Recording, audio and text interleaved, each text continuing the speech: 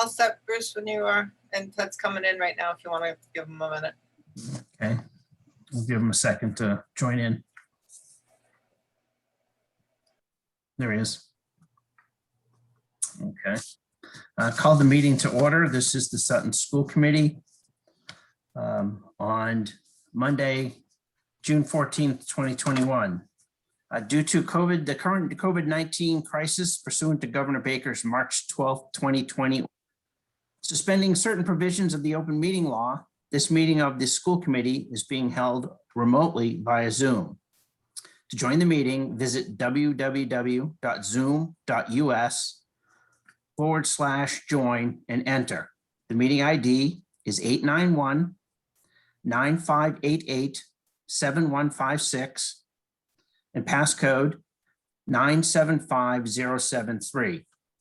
This meeting will be broadcast and recorded on local public access stations, Verizon 31 and Charter Spectrum 191, and live streamed on the town's YouTube channel when available. Pursuant to Mass General Law, Chapter 30, Section 20, no person shall address a meeting of a public body without permission of the chair. Individuals who would like to participate should state their name and address after being recognized by the chairperson. In an effort to ensure transparency to our viewers at home, the chat function is not available. So we'll open up to public forum.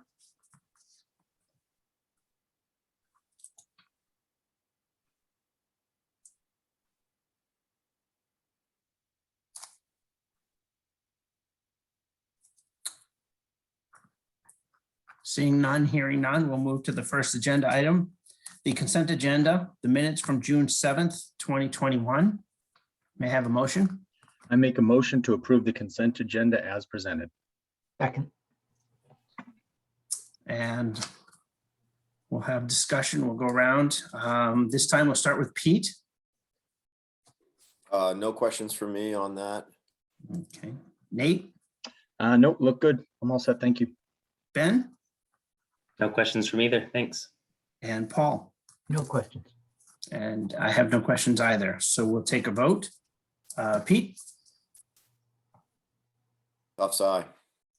Nate? Jerome, I. Ben? Gibbons, aye. And Paul? Brennan, aye. And Edwards, aye. Passes 5-0.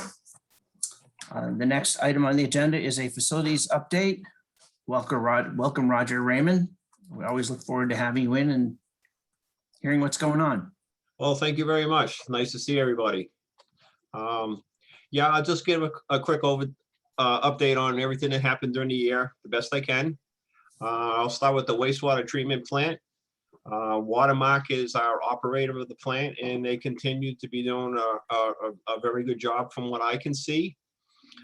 They can continue to service the plant and fix little things as they see it. A little slow on the invoices coming in, but we're working on that. But they're keeping it running is the most important thing. We're planning on refurbing the filtering tank. That's the big, huge tank that's inside. This coming summer, I believe it's going out to bid very shortly. And the plan is to have that back in operation before the start of school, providing we don't have any hiccups or, as you know, how things can go. They're looking to get, there was a rumor of possibly some chemical that it needs to do this bonding process. So they're looking to get this started as soon as possible so we can avoid anything like this. So it's looking good at the moment. We're also looking in the process of getting more quotes for other parts of the plant, so that our goal is now that if we get the tank completely refurbed, all the other pieces that run the plant, there's some control panels for both the pumps and the main control panel for the whole plant.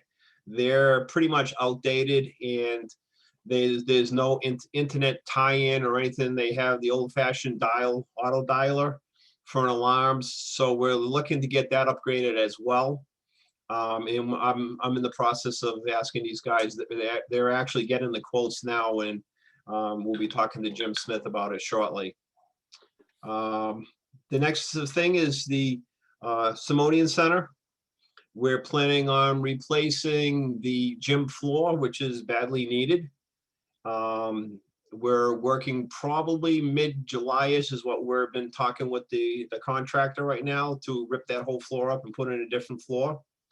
Hopefully that will be done without any problems. It kind of seems like, oh, it's going to be okay. We're looking at it's a poured floor. It's like 4 or 5 different layers that they pile on top of each other and chemically bonded and all that kind of stuff. So it should last a long time.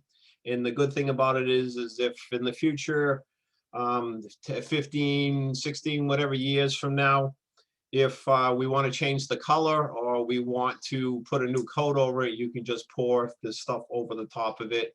And then, you get a brand new gym floor all over again. The next one is the elementary school. As you probably know, you probably saw us out there working in the fall.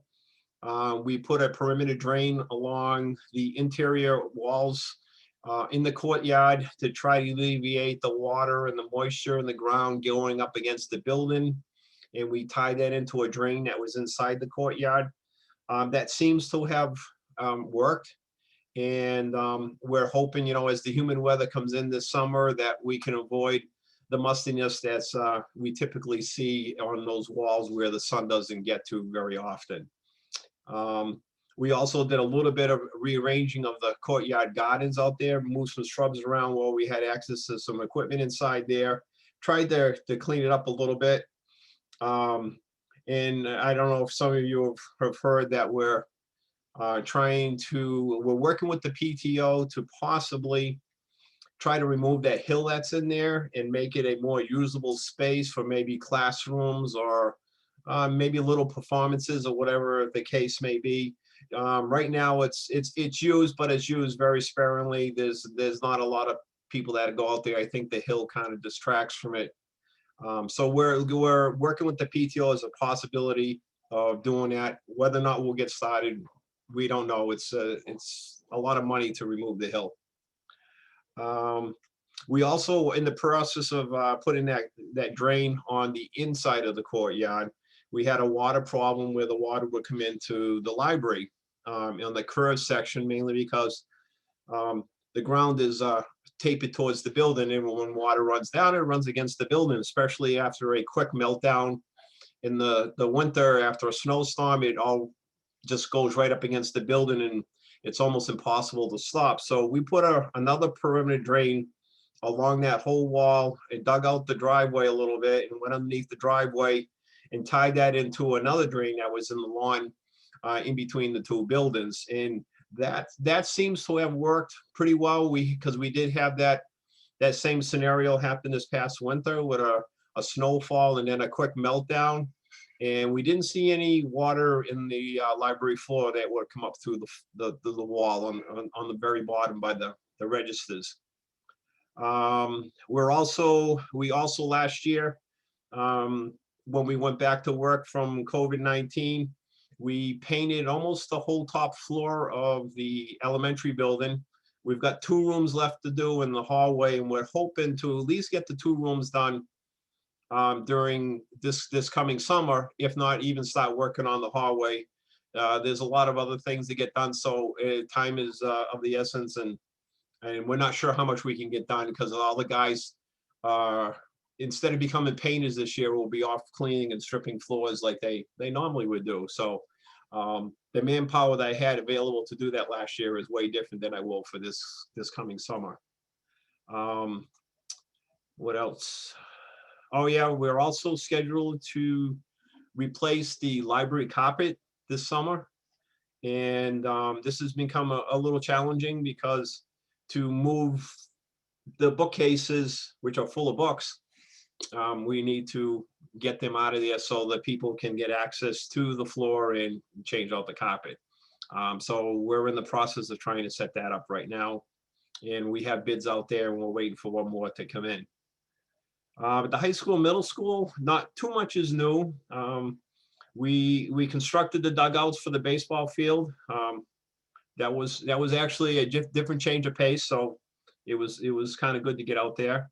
And we're hoping to maybe start on the girls' dugouts next year. We're at least planning to get the floor poured.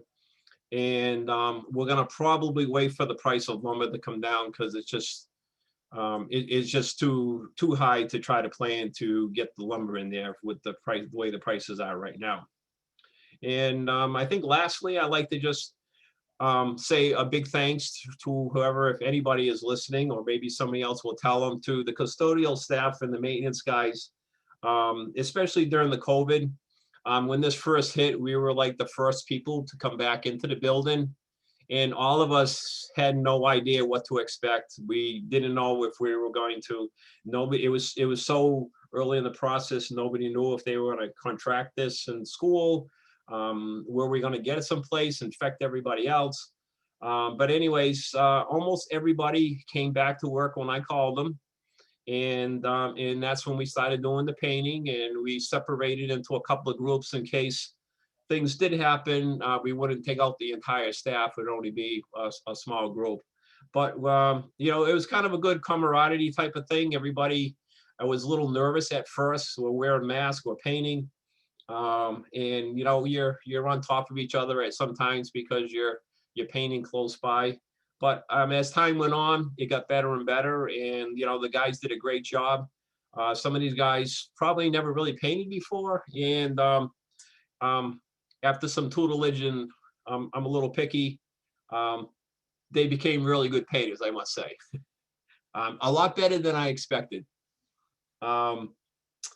Also, because of the COVID, there were a lot of times throughout the year where people did go out. We did have 3 or 4 custodians that did COVID, that did contract it, and they had to stay out of work, or they were quarantined, or whatever the case may be. So we were short staffed, and as you probably can guess, that the subs are, you know, they don't want to come into a school environment either. And so we were short staffed many times throughout the year, but the guys still sanitized the buildings every night. They got the work done they were supposed to get done, and we managed to get through it. So, you know, my hat's off to them for staying with us and keeping it going and trying to make the school as sanitized as possible. They also helped out, as some of you probably know, there are a group of us, and a couple of them continue as the school year started. We worked with the kitchen people, and we helped them get set up, transferred food between the buildings, and then helped distribute the food in the parking lot. A lot of them really enjoy kind of doing that. It's like I said, when you're stripping, waxing floors, and just cleaning desks all day long, to do something like that is a little like, hey, it's kind of refreshing. And they knew they were helping people at the same time. So, and I just want to, you know, again, reiterate, if it wasn't for the people that did come in last summer, which was pretty much the whole crew, we wouldn't have been able to get done the things we did, especially with the painting. And I just, you know, just want to thank them all for the hard work that they did. And other than that, if there's any questions, I'll entertain them. Thank you, Roger. We'll go around the committee, and Pete? Roger, thanks for bringing up your staff. I think we've all thought a lot about you guys and how hard you had to work. And I know you don't get the credit you deserve for all this extra work this year.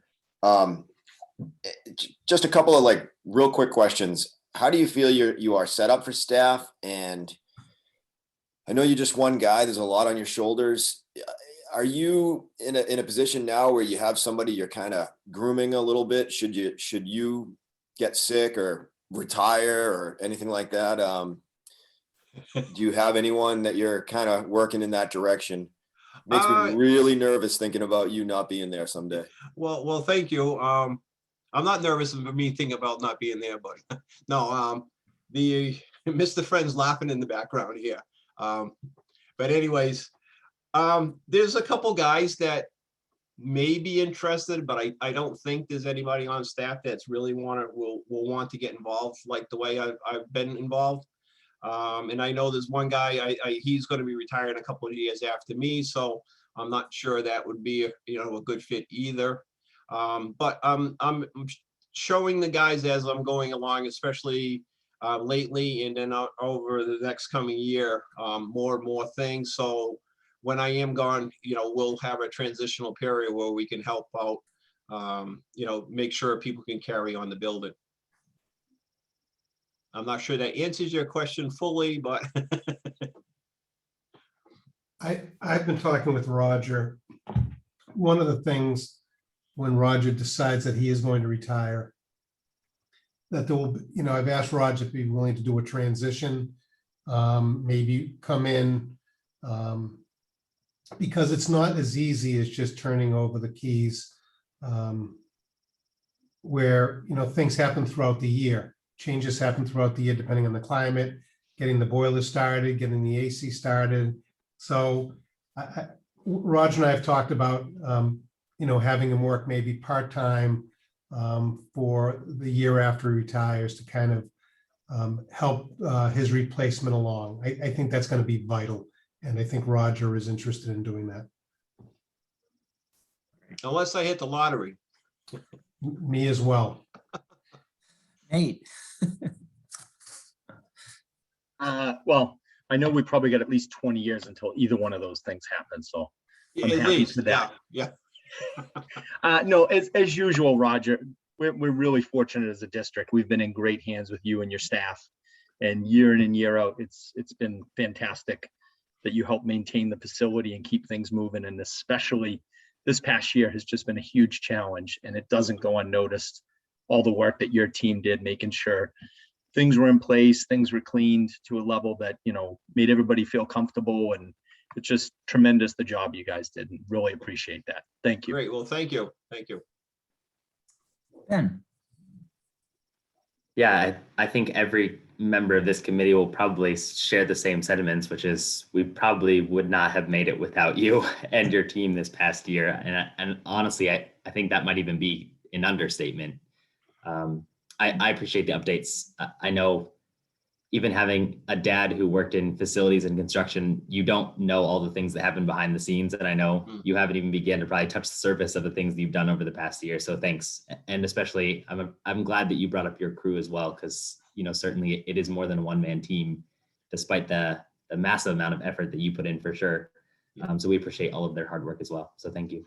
All right. Well, thank you. Paul? Well, it's a full house, right? The thanks continue. I guess the only thing I'll add to the thanks maybe is just to kind of focus on a piece you had mentioned, Roger, around when all of this adventure started, the unknowns. We're all more than a year into it and sort of gotten comfortable with what's going on, and the science is getting a little better at knowing what to worry about and what not to worry about. But for sure, when this started up, to have your crew come in, as you say, and put in the day's work when we don't know what's going to happen is really, it's just great. So one more thank you on that. Thank you. The when they finish relining the tanks, Yeah. I've forgotten now. What do we think we get out of the system with relined tanks? The hope is another 15, maybe 20 years. That's the hope. Okay, so it for sure would make sense to be looking at some of the other parts to sort of modernize, as you say, get from call home features to put them on the internet, things like that. Yeah, some of the panels, from what we're being told, the parts that if something was to go inside are not available. It's just obsolete right now. So that's one of the reasons why we're looking at that also. And is that something that we would wrap up in the same capital to line the tanks, or would we have to find capital for those parts separate? I think the town is they've kind of asked me to let's go through the entire plant. So pretty much when we turn it back on, everything that we can do should be up to the modern standards. So let's put it that way. Will there be something that could die? Like we may just choose not to do a pump because the pumps are readily available off the shelf. But some of the key items that aren't available is what we're kind of targeting out right now. Sure.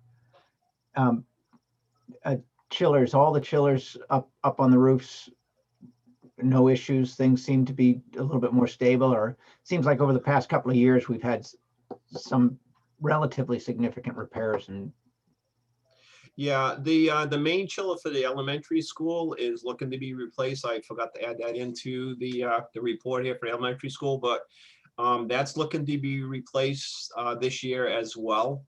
That has a bad compressor that we've been limping along for probably 6, 7 years now because it's a very expensive compressor. Unfortunately, we just lost another one on one of the other units. We went there when we were turning things on in the past week and a half. We discovered another one which might have died while we were turning things on. We don't know, but I'm waiting for the quote on that to come in. It's one of the train units up on top and does the early learning center. But there's plenty of capacity at the moment to keep the building cool. So most people didn't even know anything was down. And there's 6 compressors up there and one of them died. It's the number 1, which is probably the one that runs the most because it's based on demand. So number 1 kicks in, and then when it can't handle it, 2 kicks in, and then 3. So number 1 runs most of the time anyways. So that one and all the other chillers, the high school was running fine. There's a small chiller in that does a number of areas, but it doesn't do the entire building. And we had a couple of issues, was a couple of rooftop units on the high school as usual. It's the usual ones, and it's usually, there's a leak in one of the, the condensing units or whatever where the refrigerant is, and we're looking to get that back up. They put gas into it last week, and they're going to come back and find the leaks in a couple of weeks. I told them to wait till we get into the new budget. Super. And thanks. And just one other, in terms of airflow, air circulation within the building, and certainly throughout COVID, have you had any issues sorting that out? Anything that if we just had one more exchanger, we could be exchanging the air better than we are now? Or there's always a constant complaint in the high school, middle school, that you don't feel the air moving that much. And I think it's the design of the type of system that's in there, because people used to complain years ago that the airflow would be too noisy in a classroom. So I remember them taking a conscious effort when they were designing the building to have a system that would be, you don't even know it's running. Well, that translates to a slower movement of air. Even though it's moving, you don't feel that rush of air coming through the vents and everything. So people do complain about that, but it's getting better. Little by little, we're finding little things to make that better. I think it's the overall design of the system and the type of equipment that we actually got as part of the building project. It just, it wasn't like top-notch equipment, if you want to put it that way. Name brand pieces of hardware to use. The elementary school, I think the new chiller is going to make a big difference, and they all have univents, so they push around plenty of air in the elementary school. And the early learning, that's forced hot or cold air, depending on what season. And you can walk down the hallways and actually feel the movement of air in the hallways, especially where it changes from the elementary to the early learning. You can actually, my hair, I don't have much left, but you can feel it blowing around. So, Raj, one of the other things, we spent a lot of money on the middle school. The middle school unit does the entire middle school. And I think for the first time this spring, it has finally worked the way it was designed. Yes. And when we had that really hot weather, where we had that small heat wave, the middle school stayed, once it got cooking, stayed right around 70 degrees when it was 90 degrees out. So I think we finally got that up and running. We had to replace some things, but I think, knock on wood, that's going to work well going forward. So that was another plus for us. Yeah, that made it was a good problem, but it made the high school, how come it's colder over there than over here? That's all I heard. Middle school gets everything in the high school. Yeah, middle school gets everything, right. That's easy. Yeah, that's it. Thanks again, you and the crew. It's all right, you're welcome. I don't know what I can add, Roger, other than just my 2 favorite words to you, and thank you. I mean, your crew was just right there from day one, and we knew we had the right people to do that too. So it was about a year and a half ago, I think, before COVID. You gave the school committee a tour of the school. I think that's something that hopefully maybe the end of the summer, depending on how the projects go, we could ask you to give us another walkthrough and talk us through some things and show us some things if it fits in the schedule with all the projects that you've got going on. Sure, that'd be great. Yeah. Yep. Terrific. I'm hoping we get them all done during the summer so you can see them all done. That'd be wonderful. Thank you, All right. Roger. Yep. Next item on the agenda is the special education update. And we have our special education director who trial by fire her first year, and she did an outstanding job. Andrea Alves Thomas with us tonight. Thank you, everyone. It's a pleasure to be here. And yes, I'm glad to report out a little bit of a summary on year one for me and a little bit of our plan going forward into next year. So I prepared a brief PowerPoint. If I could share my screen.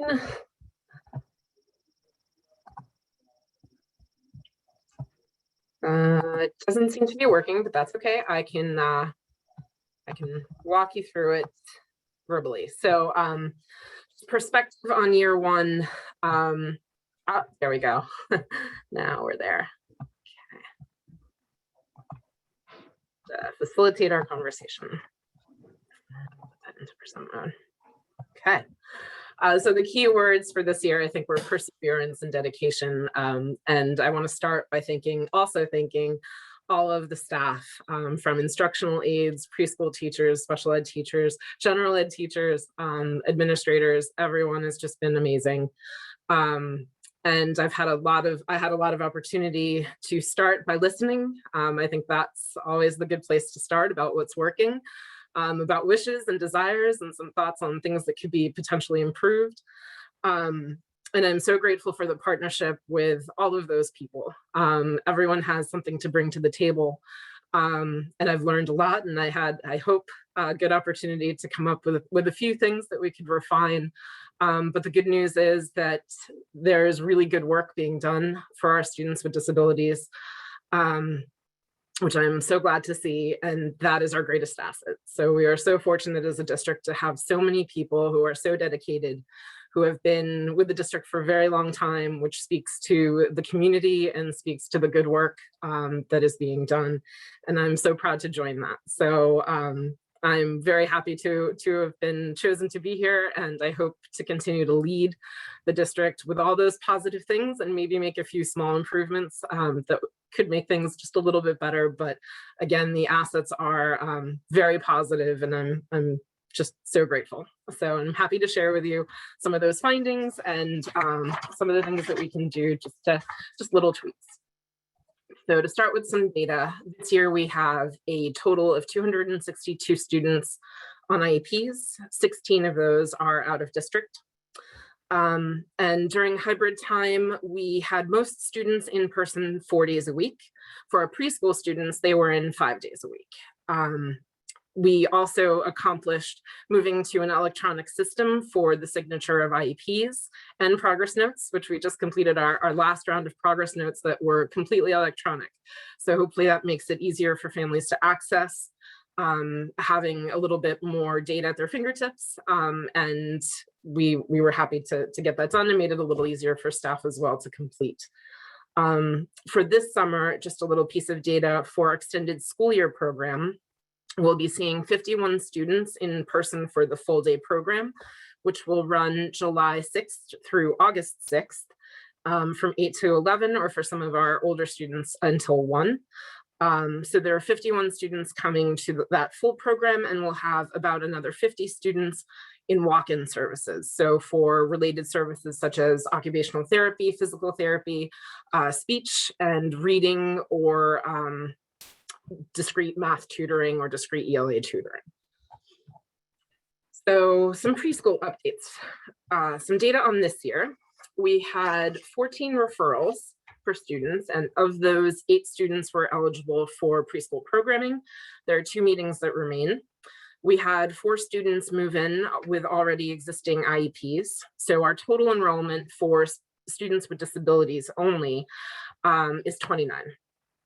And this year we are finding that our student population is a bit high for students with autism spectrum diagnosis and some more pronounced needs. Taking that into account, as well as our projections for next year, we're looking at rollover and new enrollment of 28 students on IEPs. And just keeping in mind that children from early intervention come into the district at any point during the school year as they turn 3. We evaluate them for continued eligibility, and if so, then they can enroll in the preschool for varying days from 3 half days to 5 half days to full days. So given these numbers and what we're the students that we're currently serving, we thought, and I feel that it would be important to have a classroom based on the principles of applied behavior analysis, mostly to provide some direct instruction on skills that will assist students and to be more successful in inclusion. The more intervention we can provide earlier, the better off all students are. And certainly our students with disabilities. And so we want to make sure that we're strengthening these early years with some direct teaching, direct social skills instruction as well, and that can support them to be further included as they go on through school. Some other tweaks that we'll be doing is adding a phonemic awareness curriculum to assist in a push for early literacy, which I'll talk a little bit more about at the end of my presentation. But feeling that, again, starting in preschool and starting strong is very important. And with that, we're moving from a play-based assessment to a norm reference assessment, which will just give us a little bit more data that we can use in measuring progress for students over time, and to help families understand where their students are when they come to us as well. Another piece that I'm excited to talk to you about is social and emotional learning and mental health. So one of the things that I've looked at is refining something that's already in place, but making sure we have a common language around it, and that's multi-tiered systems of support. This includes response to intervention, but it's a little more comprehensive. It's looking at the whole student, all students, and making sure that they are supported in school in every way, from academics to social emotional learning and mental health. So this visual you see here is from the Department of Elementary and Secondary Education, showing a school building and the idea that there are various ways that we can support students, where Tier 1 is supporting all students. Tier 2, you're providing some more targeted support based on data analysis. And 3, some more intensive support that can include special education, but can also include individual counseling, for example, or a higher level of tutoring to support an academic need.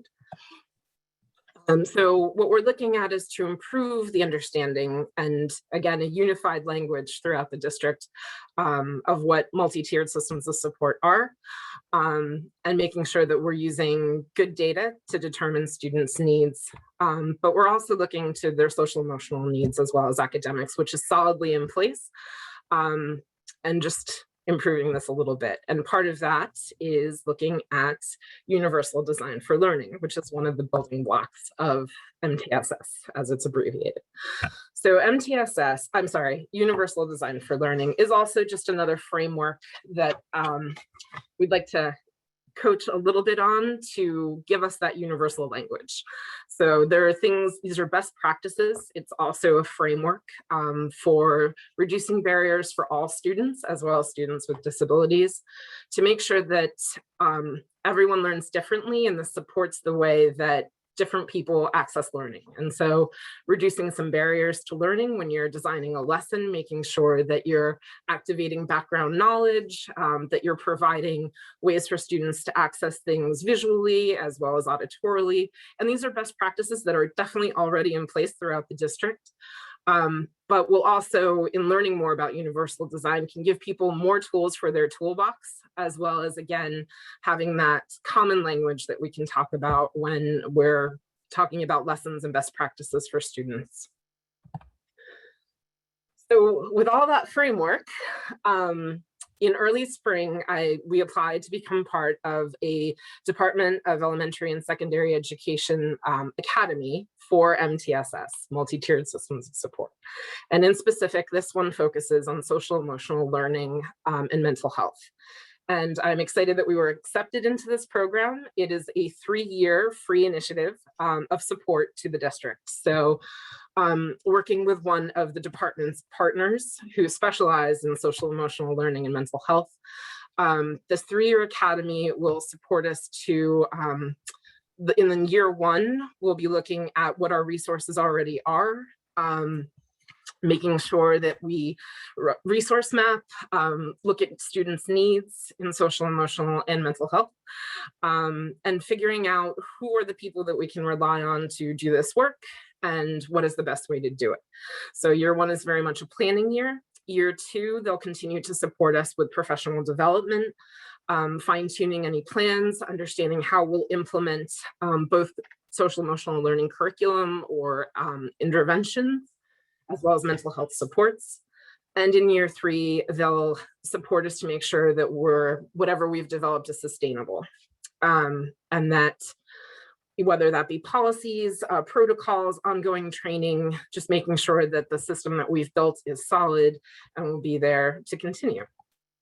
So we'll start in late August.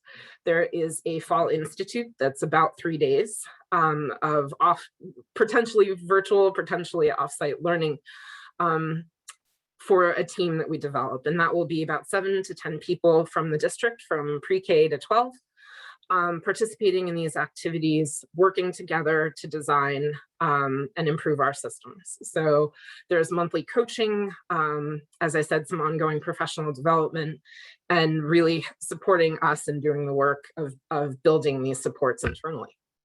So very excited for that. And finally, the other area of focus that we'll look at is reading. So some background in data here. I noticed that using MCAS, which is a dipstick and not a be all and end all, but an indicator, showed a little bit of decrease in student growth percentage by 3 percentage points over grades 3 to 8 in 3 years of MCAS. And that was specifically in ELA. And also looking at our current data, that 78 students of 208 students on IEPs, grade 2 to 12, receive specialized reading instruction, which is about 38%. And again, this is only of students on IEPs, which seems to be a bit high. Taking that into consideration with some dyslexia guidance issued by the Department of Elementary and Secondary Education, which requires us to make sure we're screening all students earlier and frequently. And also we're faced with concerns from COVID learning loss, which we're looking at some data coming out nationally where they're concerned that 40% of our first grade students and 35% of second grade students are significantly at risk of needing more intensive intervention compared to 27 and 29% in the previous year. And our numbers are almost right there. So this is another dipstick data on DIBELS from mid-year this year, which is showing that 35% of second graders and 44% of first graders had a composite reading score below benchmark.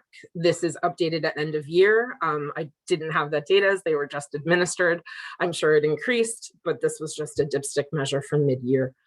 And then I wanted to point out that it does take 4 times longer to remediate a student's weakness rather than to teach students correctly in the formative grades. So I think we've come up with a strong plan for success over the next few years or years to come. And I'll walk you through each of these steps, from making sure our general education reading instruction is as effective as possible, making sure we're screening and using our data, continuing to, multi-tiered systems of support, appropriate intervention, and making sure special ed is aligned. So we've worked very well with our reading specialists to look at the data that we do have, making sure great partnership with Mrs. Harrison and Miss Merriam at the ELC and elementary, where we're really focusing on making sure that we are tackling early literacy, especially given the pandemic and the concerns of students with some missed instruction, and making sure we're doing the best we can for our students. So as I said, we'll be developing a phonemic awareness program for pre-kindergarten for our special ed students and our peer models coming into the program right at the start. Foundations is already in place in grades K through 2, but making sure that we're doing it with fidelity and really focusing on the phonemic awareness pieces there as well.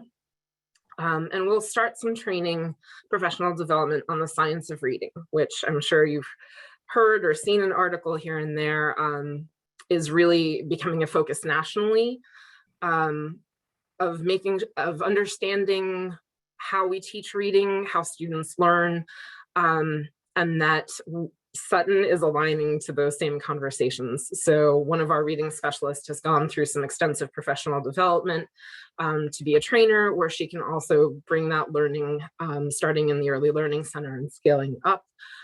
Miss Harrison, Miss Merriam, and I are also taking parts of that course and making sure we're aligned and understanding it as well, so that we can support all our staff and teachers. As I mentioned, we'll be making sure all students are screened to using DIBELS 8 to address any specific deficiencies and gaps.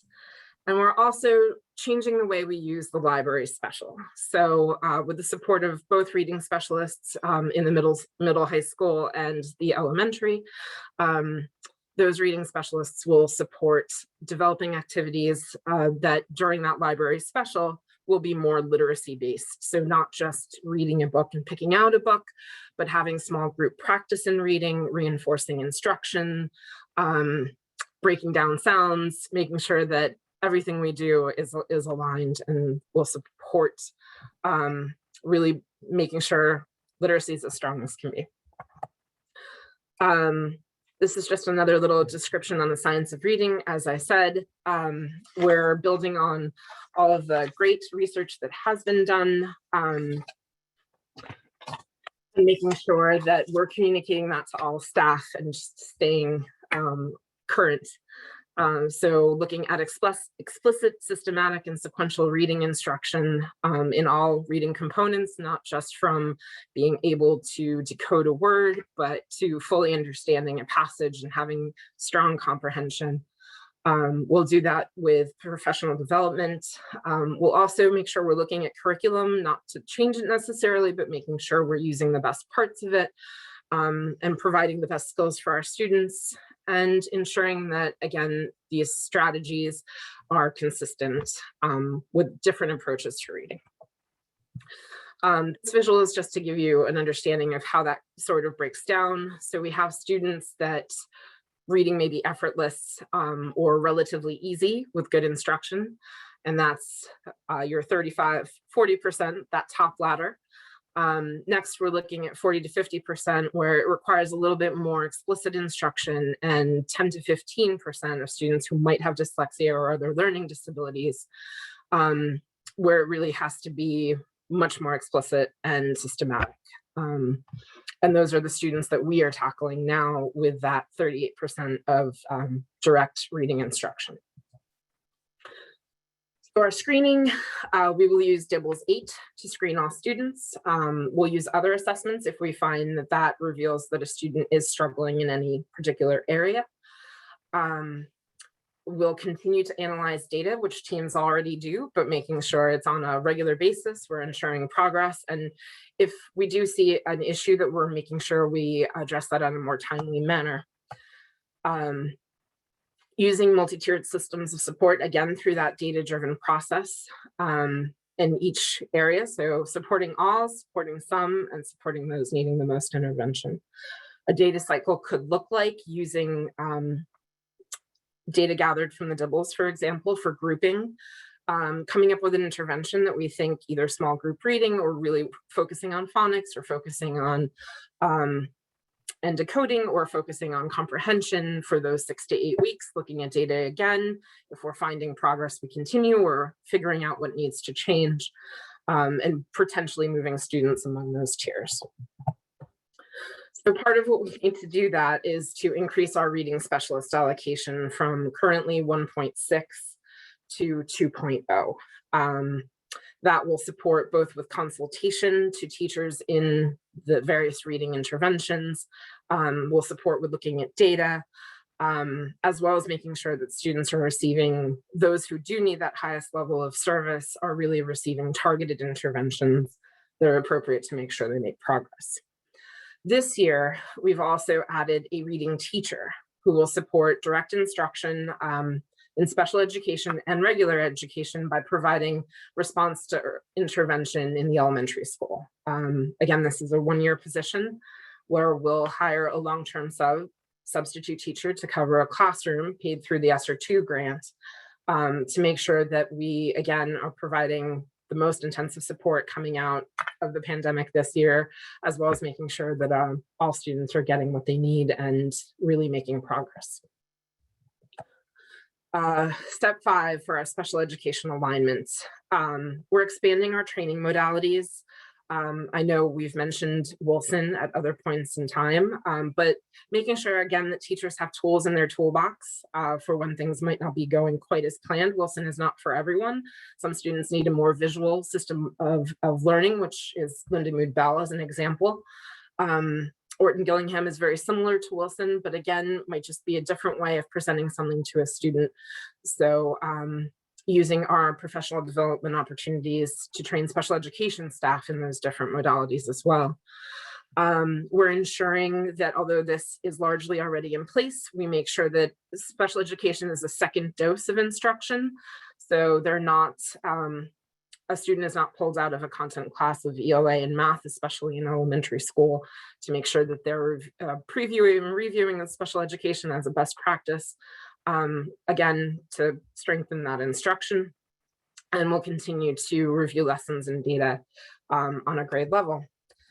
And the hope there is that for our outcomes, again, using the MCAS as a dipstick, that will increase our student achievement, and as another measure of analysis, looking at that number of students who are receiving specialized instruction and hoping that that will reduce to 30%, a decrease of 8% over this year's data. And so with that, I'll stop here and just take a sip of water. I've given you a lot of information and I'd be happy to answer any questions, but again, it's been a great year of learning, of seeing so much good work and positivity, and hoping to continue that. Andrea, you know this committee, you know there are going to be questions. Of course. Pete. I don't have a lot of questions, but I congratulations on your first year. That was a great presentation. A lot of information, a lot of high points. Looks like a lot of progress. As a school committee member, of course, we're always focused on budget, and the elephant in the room is always the out-of-district placements. And I appreciate that we didn't even talk about that. I'd like to skip right by that for this meeting. It's the one thing we don't know, and most of our kids are in the school, and I love to see so much focus on exactly what's happening within the walls of the school. I mean, a lot of the out of district stuff we can't control too much, but I'll be happy to give you an update during executive session. Yeah, exactly. I'm a big library advocate. So just tell me the kids can still take out books. Yes, of course. All right, that's all. I had one other question too. Is just, I think I know the answer, but with a large portion of the IEP children being in 4 days a week and some of the preschool kids being in 5 days a week, do you feel like they got where they needed to be so that they're going to be running with their inclusion classrooms in the next couple of years? That's a great question. I definitely hope so. It'll be a little hard to tell. And again, looking at data is important.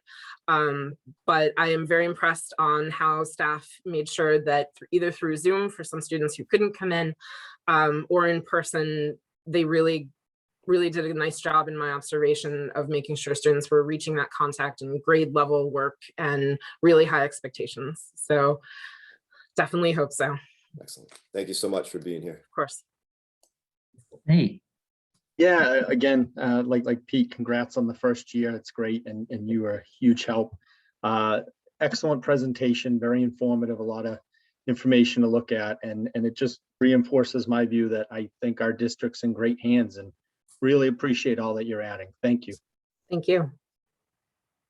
Ben. Thanks, Andrew. Appreciate your updates, especially I'm a lot more visual person, so I appreciate the PowerPoint. Thanks for doing that. I think you said we have about 50 students, 51 students during summer program. I'll call them full-time, right? Kind of longer days. And then did you say there are another 50, 51 who are coming in kind of for those ancillary services? Yes. Okay. Does that include kind of the whole range? Those ancillary services could just be a quick speech session, could be, you know, OT, PT, whatever. Correct. It can also include reading tutoring and math tutoring. Okay. And that's preschool whole way through. Correct. Okay. Awesome. And then great work on the academy. Really appreciate that. I think that's going to be an exciting change to just get some support in. Do you have any idea, and maybe this is too premature of a question, of who that team may even be, what the kind of that might be comprised of, I guess I should say?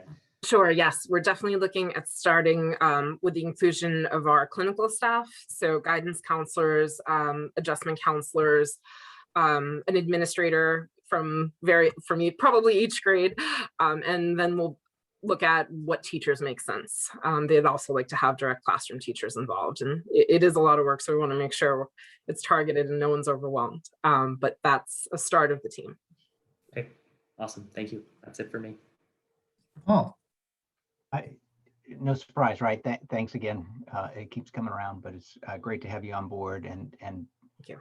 Same message. The presentation was really super helpful. I thought being fourth, I would still have something fresh, but Pete grabbed it on the. So often these conversations are very much dollar driven. How many outplacements? What are the risks of just one more? And I think you just did a spectacular job of sort of giving folks maybe a little bit better picture of special education isn't about 16 special kids. It's across the district. And so much of what you described, I think, really everybody feels the influence from. So I really appreciate you putting that out and forward. Any sense of it, and I guess I described that, but there's a fair bit of work with you and your team that's for kids who aren't on IEPs, right? You're having not just the assessments, but helping out in so many of these things, like the social emotional learning. That's across this district. Yeah. Yes, correct. It'll be pre-K to 12. That's super. You mentioned that the increase in IEPs that are related to ASD, and I just wonder, is that going up frequently? Or I'm old, I think of dyslexia as being the reason to be on an IEP, and really not. Yes. Students with autism have definitely increased in identification over the last few years nationally. I believe now I don't want to quote the exact number, but it is definitely much more prevalent than it was originally a low incidence disability. And now is definitely, unfortunately, much more common. I can get you exact numbers, but I wouldn't want to misquote exactly. That's all right. I was just trying to get my head wrapped around, and maybe you've opened the light a little bit to get a better picture of all of the things you are doing, and when there are services required, where are they coming in? So that was interesting to see. Can you also help me a little bit? I'm used to RTI, and it almost sounds like RTI is a tool within MTSS, or have I butchered that? No, that's right. That's exactly right. Okay. Yes. So RTI, response to intervention, was coming out of the Individuals with Disabilities Education Act, the idea that if, providing intensive academic supports can result in increases in students that might avoid or not need special education. Multi-tiered systems of support is the idea that you should look at the whole child and everything that they might need, and support might not necessarily be just an intervention academically, but it could include counseling, for example, or a small group social group, or a whole group lesson along any lines, academic or social emotional, just thinking about different ways of supporting students in a more holistic way. That's fantastic. And as I said, thanks again. It was really great a great conversation. Sure. Or Thank you. presentation, I guess. Thank What a first year. you. Yes, Not what you expected, is it? not exactly, Yeah, but you again, it's been You great. handled it as perfectly as Roger's team did, with the unknowns. Just further proof that we have, not just in the classroom, but in the school. We've got some pretty special people doing great things. You talked about some of the statistics that, because of COVID, appear to be trending in the wrong direction. And I know with the staff that we have that we'll get that those reversed. I just want to make sure that with the additional help that's needed in reading and social emotional learning, and Pete talked about it. Our thing is budget. I want you in consultation with Denise and Jess to make sure that we have the right resources and enough resources for these our younger students. And I mean, the committee has always talked about how important it is to build a very strong base, because if we've got them doing extremely well very early, and we can identify their needs and get them the support and get them going on the right track, that it just makes things, it puts us in a position to offer some different things when they get to middle school and high school. Absolutely. And so if we get to the point where there's a need for something or things like that, please come back and tell us. Thank you. It's terrific. And Denise and Jess too, please. Right. Appreciate that. Could I just, I don't recognize all the administrators during these meetings. And obviously Roger's here tonight, and we all know Roger, but Andrea is new. And Andrea and I meet once a week, but really Andrea's been kind of, under COVID, kind of on her own. We meet, we talk about things, but, and what you saw tonight to me was just amazing. She has a plan of attack. She's put things in place. I don't think you have to worry, Bruce, about her asking for things, because she doesn't worry about the budget quite as much as I do. As we figured out a way to pay for all of this. And just so the community knows, Nancy's going to do a presentation in a minute. But she mentioned that we went from a 1.6 reading specialists having 2 full-time reading specialists. Well, we had to cut other things to make that happen, or we use federal stimulus. One of the things the community needs to know is in the ESSA 2 and ESSA 3 grant, we have to put a portion of those grants, 20%, toward remediation. And so the things that Andrew just talked about is how we plan on using some of those funds. And obviously Andrea's plan to attack literacy and also starting and putting huge emphasis on preschool. She identified as a new person where to start the attack of how to improve the district.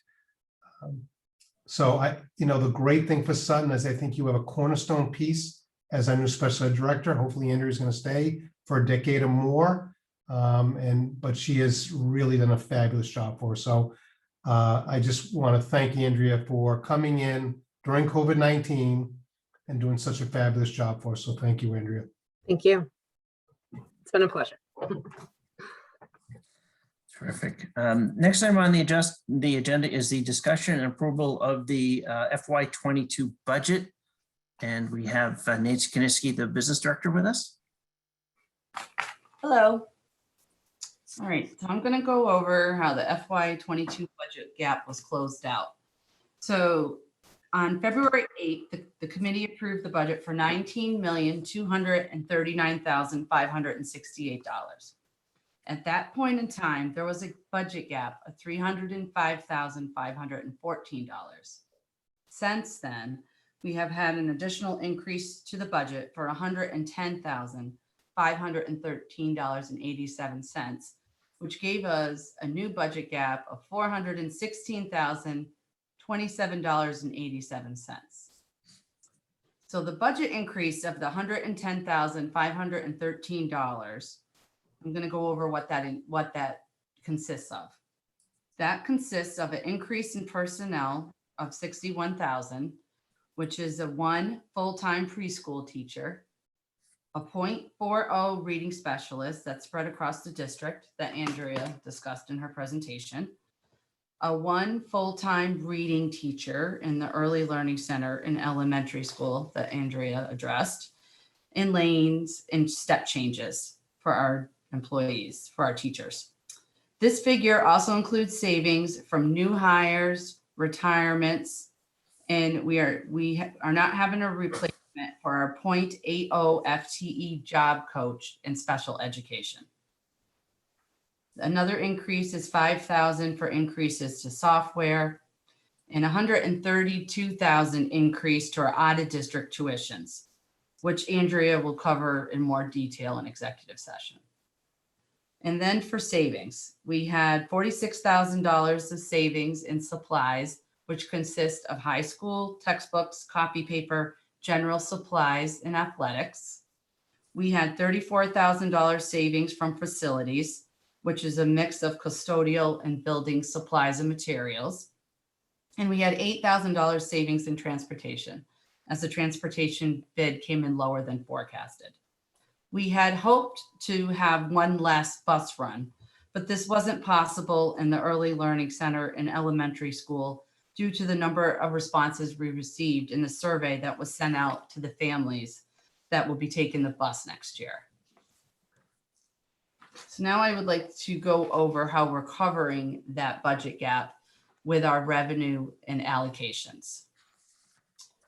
So for revenue, looking back at what we presented in February, the town revenue has increased by $11,740.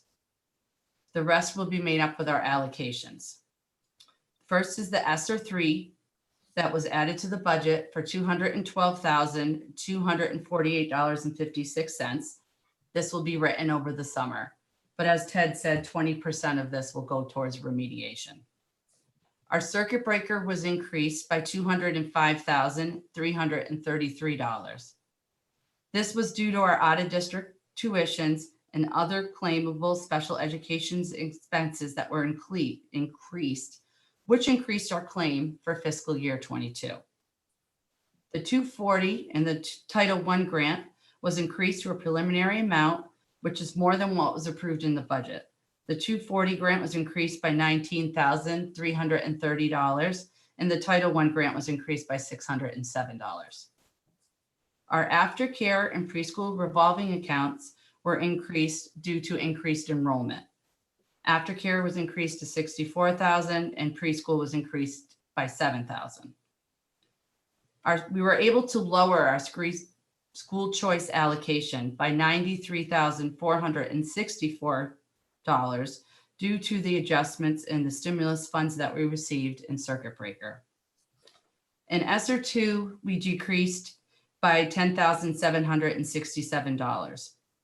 This was written for a 1-year reading teacher and a 1-year adjustment counselor in the middle school and high school. The MTRS funds for these positions are not covered as part of the budget, so it was lowered to an adjusted amount of $119,628.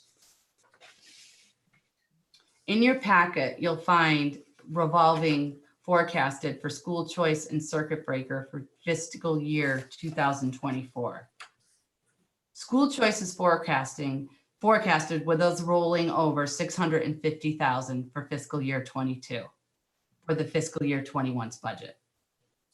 You'll see we rolled over $100,000 in fiscal year 23 and 24 and encumbered $625,000 for fiscal year 22 and 23. This leaves school choice with an ending balance of $232,000 by the end of fiscal year 24.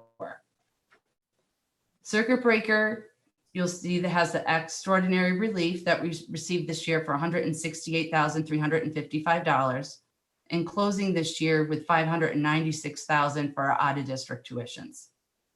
It has us encumbering $660,000 for the next 2 years and being lowered to $650,000 in fiscal year 24. These encumbrances are very close to what we projected to earn, which will leave us with an ending balance of approximately 71,000 by the end of fiscal year 24. So after all this, we're requesting school committee's approval for a new budgeted amount of $19,350,081.87 to cover our budget gap of $416,027.87. Can I answer any questions? I think we need to have a motion before we can discuss. Sure, I'll make a motion to approve the fiscal year 22 budget in the amount of $19,350,081.87. Second.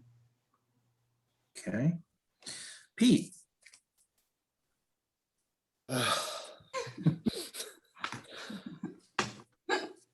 I guess it's a lot of numbers. I guess I just, for the record, want to know if this extenuating gap, are we projecting our budget to be looking like that in the next year, or is this something that we're encumbering this year for obvious reasons? So obviously, the federal stimulus is one-time funds. And so we're putting our emphasis in the early learning center and elementary school around reading. But once those funds dry up, those positions drop. So the one-year reading position will not be in play the following year. And if we decided that we needed to keep the adjustment counselor as an example, the position's too valuable, then we need to come up with cuts in other areas, because this budget that is being presented tonight, it's just not sustainable beyond the next couple of years. And so, but that's not unusual. But normally what we do is we keep you updated as we go along. We do this vote in the end of January. Normally we did it in February this year. And then we keep you updated. We decided that based on feedback we received from some members of the committee too, this is what we just presented tonight has happened every year in the 11 years I've been here. We have changes to the budget, things come in, things come and go. And instead of doing it in dribs and drabs, we just wanted to present it in one lump at this time of the year. Obviously, out of district placements up $131,000. That wasn't in play in February, but it happens. Then the federal stimulus came along this year, and they're asking us to spend a portion of that to address any learning gaps the kids through COVID-19. So I don't know if I answered your question, but we're not going to be able to sustain this level of staffing based on the revolving accounts more than the next 2 to 3 years. No, that's kind of what I was looking for. I appreciate it. I don't have any other questions. Nate. Yeah, no, that was a good one, Pete. I just wanted to clarify on the school choice balance. You know, we do see that going down to 231 in fiscal year 24, but that's assuming a conservative approach of only rolling back in the 100,000, which a lot of years we've been fortunate to roll back considerable more. So that's just a conservative approach, right? Hopefully it's a little better than that. Yes. Okay. Thank you. Ben. Yeah. I never thought I'd have to use as much of my finance stuff for my MBA as I am right now, but thanks for outlining some of this stuff. I think especially the future forecasting is obviously helpful for this committee as we're trying to figure out, you know, what's the long-term impact. I think it's pretty easy to look at it and be like, okay, it's a, you know, one-time thing, but the reality is it one-time thing or not? So thanks for doing that. Are there, I know the ESSER is the kind of the federal one that's one time. Are we looking at a bunch of kind of one-time either stimulus from state or federal, or those kind of things that maybe we're not expecting in future years beyond that one that I'm just missing? So we have the ESSER 2 for 119,000, and then we have the ESSER 3 for 212,000 that are one time. allocations going towards the budget. But we also, the ESSER 3 was a total of 270,000. So we kept back Right. whatever that is, $58,000 to use in FY '23. So we'll have one more round of federal stimulus, just at 58,000. The state funding has been pretty consistent. We can anticipate $37,000 like we get every year from the state. And the title grants have been pretty consistent as well. The 240 grant is the federal stimulus that we get every year. It's an entitlement grant, and it's always right around $340,000, and that's been pretty consistent. It may go down 2,000 one year and up 4,000 another year, but that's pretty consistent. And then we have our revolving accounts, which we only highlight the two because they're the main two, which is school choice and circuit breaker. And circuit breaker is based on the formula. And so other than the federal stimulus, the rest are pretty consistent revenue sources. You came up with increased numbers for aftercare and preschool because of enrollment. Do we predict that ever increasing? Or what's the thought behind, based upon town population, where we're seeing people enroll their students? So aftercare and preschool decreased because of COVID this year, and then it increased once we went back to school full time. Okay. I have it forecasted at this time increasing to where we were, not going above that. Okay. So for the last, well, probably 8 or 9 years, we've always used $130,000 to offset electricity costs through the aftercare program. So based on the numbers that we're seeing for the summer and the interest for the fall, we think we'll be able to continue to sustain $130,000 annually out of that account. Now that we're going to have 3.5 preschools, there needs to be a balance of preschool typical students versus special education students. But I don't see that as being a huge increase in revenue going forward. Okay. Thanks. That's helpful. That's all I have. Paul? First off, thanks, Nancy. Those couple 2 or 3 pages were really, I think, well thought out and present the picture in a very understandable fashion. And I for one, like this format where we get a little bit closer to really knowing where the budget's at and update. The $5,000 in software, was that new software or increase in expense of existing software? So we had contractual increases in iPass and TeachPoint that came in higher than anticipated. Right. And then the savings in supplies, how much of that is savings in supplies because we're trying to trim the budget at the beginning of the year versus savings in supplies like, wait a minute, the textbook prices came down, we didn't need to spend as much, or I can put it off for a year?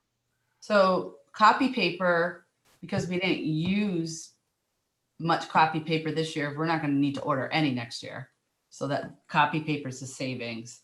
General supplies, the elementary school, Denise definitely took a hit and decreased her budget to help us. That was a huge part of that.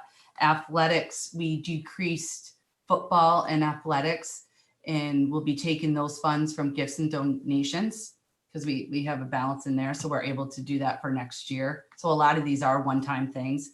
And then the high school textbooks, Ted, you might be able to help me Those out. are the social studies textbooks that have been, we've talked about over the years, but the high school feels that they can go at least another year without purchasing those textbooks. And that was a significant savings. I want to say that was approximately $15,000. Right, yep. So we got the savings in that line by squeezing a bit. This other than the paper, which really feels like a one-time hit, what we've done is we've squeezed and said, well, let's see what we can do without to try to save a couple of bucks here and there. Yeah. Well, yes and no. Okay, I just want to be clear with the budgeting process. So the end of September, we give our marching orders to the administrators to develop their budget. And they look at, in most cases, what they need, but at times, some of them put in what they want. And so part of it is myself and Nancy going line by line with each administrator and really getting down to what you actually need. And, a perfect example, I don't know if Roger's still on here, but Roger, Roger's very conservative and tends to pad some of his lines a little bit more than I think he needs to. And then what we do is we look at a 3-year comparison of what we actually spend in each line item. So when a principal or an administrator says, I need additional money, I go and say, well, this is how much we've spent over the last 3 years, and now you're asking for more money. So we go through a pretty serious process. So to answer your question, I don't think anybody's going to be hurting. I think everybody's going to have what they need going forward. So I don't think we're penalizing anybody. I would agree, though, next year we're going to have to add in copy paper. So I don't want anybody to think like somehow we're shortchanging the elementary school or the high school. I think they're getting what they're going to need to run the school next year. So the supplies the elementary school got cut were not elementary school supplies. They needed to do what they do in a normal year. Correct. And the athletics, the savings there, the donation that showed up, we're not getting back into a pattern of where can we find donations to cover line items that should be covered under the budget. We are not. So that's good news. The only other piece, and I think folks have pointed out, right, it's the school system we have and the offerings we have continues to be, as you point out, underfunded, right? I personally, I'm probably maybe further than Nate, but I think it's good to have that conservative pull from the school choice and to each year find that we haven't had to pull as much. But maybe it's worth just restating just the one more time that we are still running a budget that runs a structural deficit. The service and what we provide to the community costs more than the ongoing revenue stream. So it's sort of disappointing to do one more year and say, let's kick the can and see if something good doesn't happen a couple of years later. That is correct. Okay. And Nancy, one more bus run that wasn't anticipated. What was the cost for a bus run? I think it was about $76,000. Okay. And then Ted, with the wastewater treatment plant and the new tank, do we anticipate there will be any operational or maintenance savings that result from that? Roger and I talk about this a lot. What Roger talked about tonight is we have to not just do the tank, but we have to upgrade all of the components that run the system. And so looking at some of this federal stimulus, I'm hoping that the guts and the inner workings of the entire plant will be upgraded to 21st century standards. And once we do that, it is my hope that we're not going to have the repairs like we've had over the last 5 or 6 years. There are some recurring costs, though. And we put it in the capital fund, so it doesn't affect our direct budget, but it's for the filters. So we have 6 cages and there are 6 filters, and we have to replace those filters every so many years. But so to answer your question, it is our hope that once we get this done and established, we'll be able to study it next year, see what we spend in repairs, and potentially be able to reduce our budget in those line items going forward.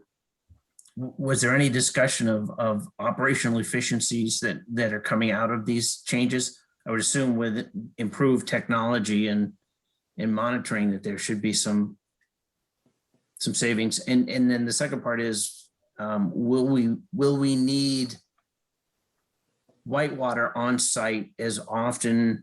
I mean, do they check every day or every week? Is that still going to have to continue at that same level? I believe that they have to come in and check every single day. that's not only for our wastewater, but our fresh water as well. Okay. So our contracts are not up.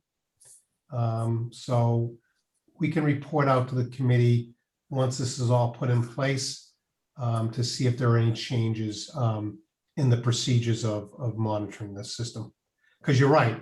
I mean, if it's all online, there's potential where someone could just monitor it from their home base and not have to, you know, come out every single day.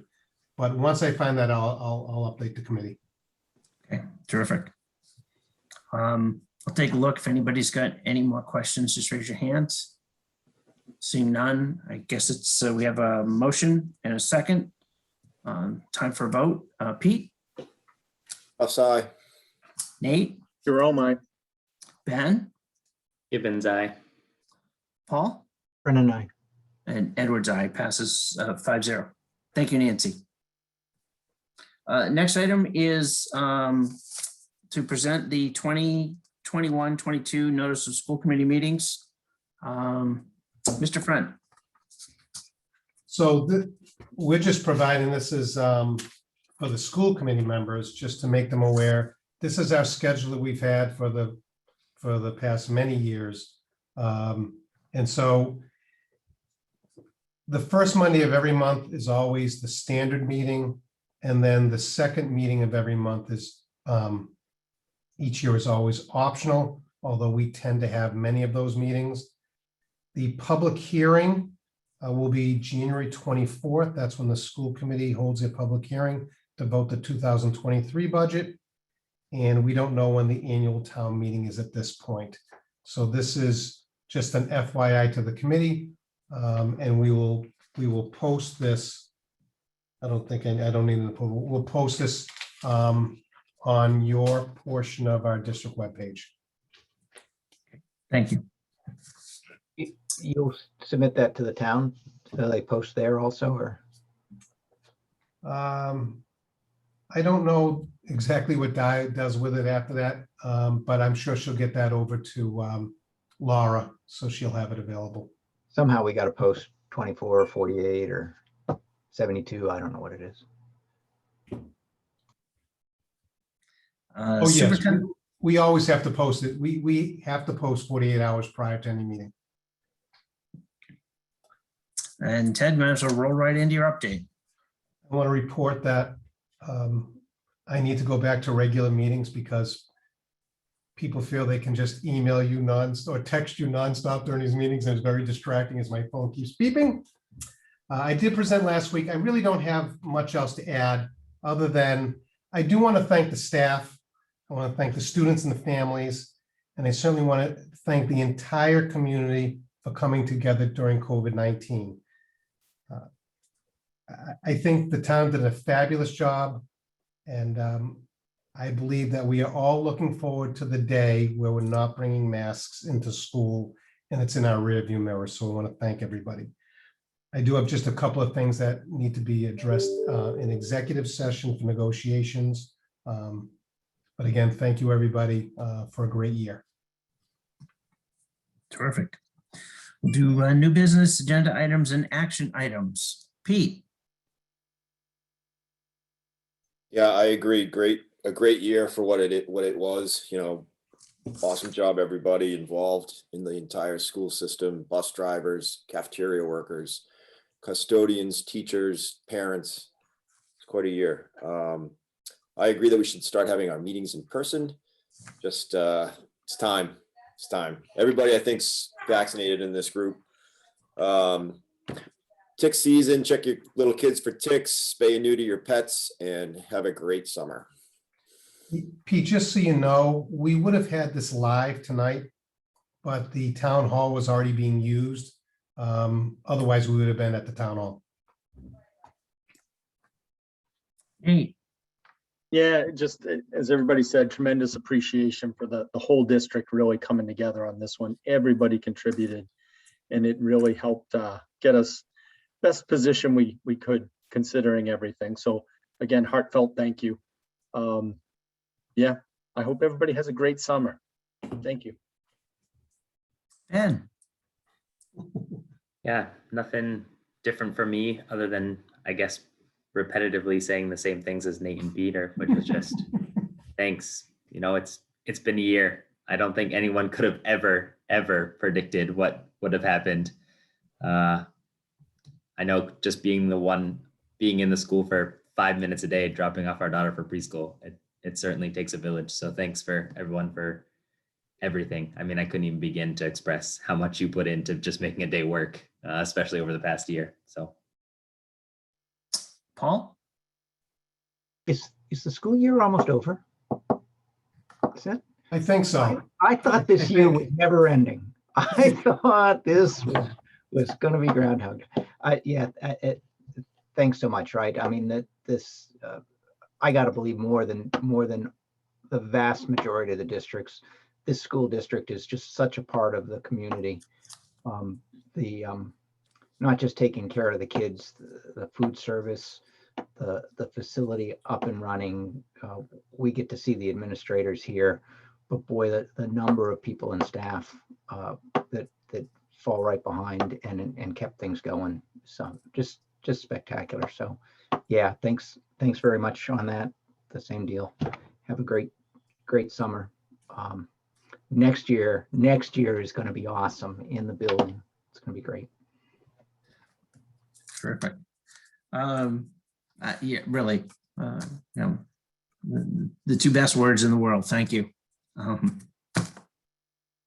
And for people of the town, please continue to, as we transition, hopefully in August for our first meeting from Zoom meetings to live meetings. Please come and join us, share your thoughts and your suggestions. You see it, you hear it from your kids, you have ideas that can be vastly different and suggestions that we don't have and we need and ask for your help. And we'll all work through this and continue to make our school a great place for a safe place for our kids to be. With that, do we have a motion? Yeah, I'll make a motion to adjourn to executive session pursuant to the Federal Education Rights to Privacy Act to discuss specific special education programming for students in out-of-district placement and not reconvene in open session. Second. Just Okay. one question on that. Can we update? I think there's an update relative to negotiation, which is still privileged under executive session, but should be mentioned. Yes, so we will discuss the reopener with the STA as well. You set with that, Nate? Adding that? Okay. Pete? Tough sigh. Nate? Jerome, aye. Ben? Gibbons, aye. Paul? Brennan, I. Edwards, aye. Thank you. Have a great summer. School committee will stay on and we'll get this done. Thank you. Thank you.